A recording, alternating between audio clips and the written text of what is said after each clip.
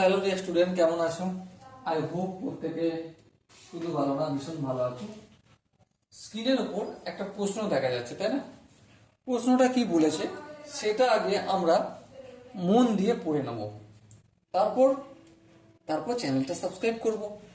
আর তোমার নিজের কোনো বন্ধু যে কম্পিটিটিভ পরীক্ষার জন্য প্রিপারেশন নিচ্ছে তাকে শেয়ার করে দেবো। ওকে, চলো। এবিসি একটি ত্রিভুজ যার এবি ইকুয়াল টু এসি। চলো অঙ্কন করি। প্রথম লাইন পড়লাম,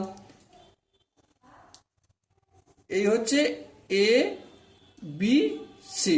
বইতে কি বলে দিয়েছে কোশ্চেনে? A B equal to AC, মানে এই বাহুটা সমান এই বাহুটা। বেশ,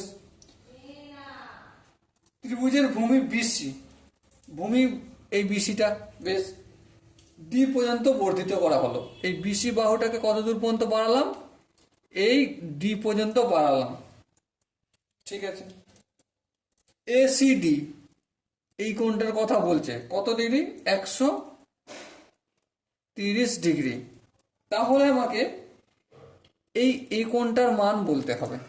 দেখো, এই অঙ্কটা না পেন না চালিয়ে আমরা কিন্তু অনায়াসে করতে পারবো। কিরকম ভাবে করতে পারবো? বিসিটাকে বর্ধিত করা হচ্ছে, মানে বি আর ডিটা একটা সরলরেখা। হ্যাঁ, সরলরেখা মানে সেটা কত ডিগ্রি? 180 ডিগ্রি।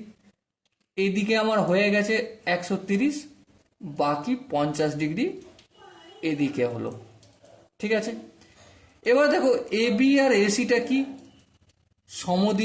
সমান, মানে এই বাহুটার এই বাহুটা, এই বাহুটার সংলগ্ন কোণ দুটো হচ্ছে এইটা আর এইটা, দুটো ইকুয়াল। তার মানে এটা 50 হলে এটা 50 ডিগ্রি।